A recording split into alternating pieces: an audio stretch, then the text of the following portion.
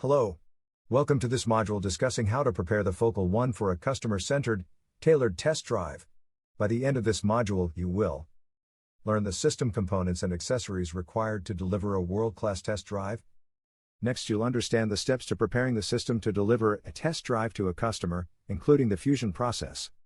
Finally, you will be introduced to the workflow steps for an effective and impactful test drive. In summary, the success of a test drive depends on meticulous planning and coordination. Confirm system availability, check the van's schedule, coordinate with the driver, communicate with loading dock personnel, and align with the logistics team. By following these steps, you can minimize potential hiccups and ensure that everything runs smoothly from the moment the system arrives at the institution to the completion of the demonstration. When it comes to our test drives, leaving nothing to chance is paramount. Remember, apart from peer-to-peer events, this is one of the most impactful validation events in our arsenal. Here's why meticulous preparation is crucial. Preparation is key. Ensure that you are well prepared and have considered all potential barriers. This includes reaching out to a colleague or leader to discuss your pre-call plan. Seek their insights to identify blind spots and craft a compelling story that will resonate with the customer. Addressing potential objections. During your preparation discussions, don't shy away from addressing potential objections and strategize on how to handle them effectively. This proactive approach can significantly influence the outcome of the demonstration. Avoid showing up at the hospital just minutes before the demonstration. Arrive with ample time to spare so that you can smoothly move the system into place, set it up, and conduct a simulated procedure. This practice run allows you to ensure that all components are functioning correctly and gives you the opportunity to troubleshoot any issues beforehand. Troubleshoot in advance. Remember, it's much easier to troubleshoot and resolve any technical or logistical challenges before the demonstration, rather than in front of an impatient customer. Being proactive in addressing potential hiccups can enhance the overall customer experience. Recognize that having a detailed plan, accounting for all variables, and being well prepared with a tailored presentation is arguably more critical than the demonstration itself. Your preparation sets the stage for success. Begin by locating the power panel on the back of the system, securely fastening the power cord to the power panel. Ensure a stable power source by connecting distal end of the cord to a dedicated circuit. Carefully insert the probe into its support and lock it securely in place.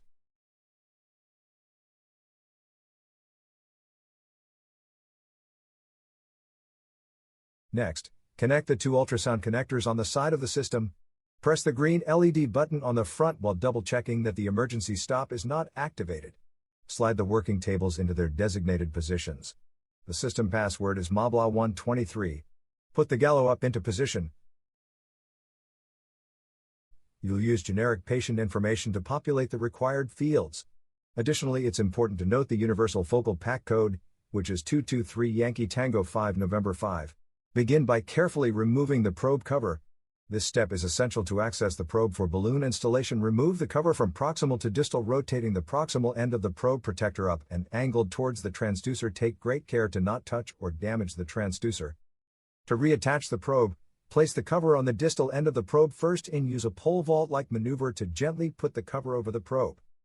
Take the balloon out of its pouch and unroll it over the treatment probe, making sure to stretch it as far down the probe as possible. Avoid any folds in the balloon during installation, as this can impact the procedure's effectiveness.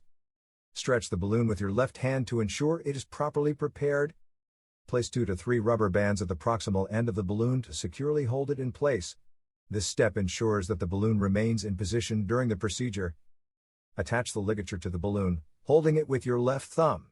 While maintaining this grip, remove a part of the ligature adhesive. Stretch the ligature by pulling with your right hand and carefully encircle it around the probe, being careful that you do not cover the black transducer.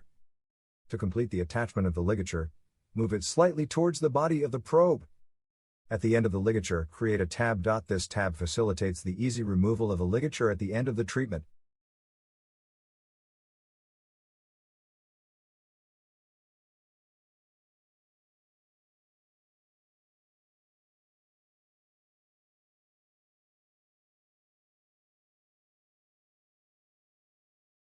Let's walk through the essential steps for focal pack installation, ensuring a clear and reliable process. Start by placing the exchange pouch into the cooling unit. Pass the clear exit tubing into the pump, making sure to seat the tube as far down into the channel as possible. Failure to do so could result in the pump hinges and locks perforating the tube. Then connect the syringe to the bubble trap, make sure it is airtight. Hang the ablasonic fluid from the gallows, making it easily accessible and ready for use when needed. Use the perforator to spike the ablasonic fluid pouch, making sure the clamp is closed so as not to spill ablasonic fluid all over the system. Now connect the two tubes to the endorectal probe. The blue tube cycles cold ablasonic fluid into the balloon to keep the rectum cool. The clear tube returns the warm fluid to the cooling unit. These connections cannot be misaligned, just make sure they are finger tight. Ensuring proper balloon inflation is critical for a successful procedure.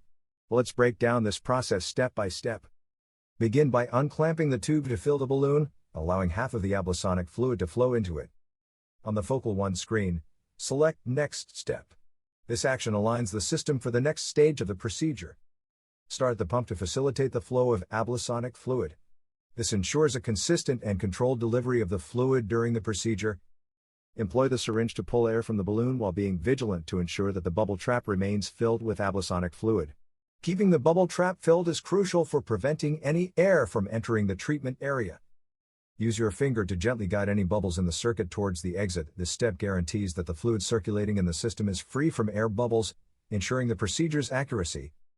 Continue running the pump until all bubbles are completely removed from the circuit. If there is more than 10 minutes until the procedure begins, turn the pump off. Just before the procedure commences, briefly run the pump to ensure proper fluid flow, and then stop it. At this point, the balloon should be slightly inflated, and the bubble trap should be completely filled with ablasonic fluid. This ensures that the system is primed and ready for the procedure. Now let's discuss how to properly set up the phantom for a simulation.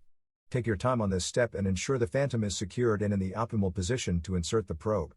This step can be a showstopper if done incorrectly. Start by carefully removing the phantom from its box and draining any excess fluid. This step ensures that the phantom is ready for use. Confirm that the phantom you are using is specific to HIFU procedures. This is crucial to ensure that the setup accurately simulates real-world conditions. The label on the phantom should be facing away from the system. Position the phantom so that the rectal opening is on the front of the holder, facing away from the tall hinge. Proper alignment is essential for an accurate simulation. Secure the phantom in the holder using the provided 3 screws. Place the phantom, now secured in the holder, onto the mount. Confirm that the phantom holder and mount are securely fastened and cannot move. This stability is critical for a reliable and accurate simulation. It is now time to position the probe for the procedure. It's important to have the probe aligned to the center of the working space, directly in front of the anorectal verge. The probe will be in optimal placement if it can enter the patient along the y-axis with as little movement along the x-axis or angulation. Begin by draining the balloon until it is approximately 3/4 empty. This step ensures that the balloon is at the appropriate level for insertion. Apply ultrasound gel from the focal pack kit to coat the balloon. This step facilitates smooth insertion and minimizes discomfort for the patient. Release the manual control using the keypad and carefully position the probe in the center of the workspace, and the probe is positioned at the opening of the phantom. Proper positioning is essential for accurate and effective treatment. Inflate the balloon by unclamping the ablasonic liquid clamp. When the phantom's rectum is sufficiently dilated, clamp the tube.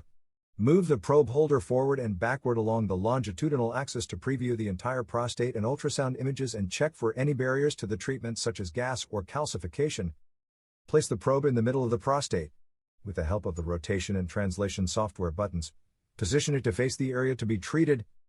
In this case of left hemiablation, the probe must face the lobe to be treated and centered in the middle of the rectum.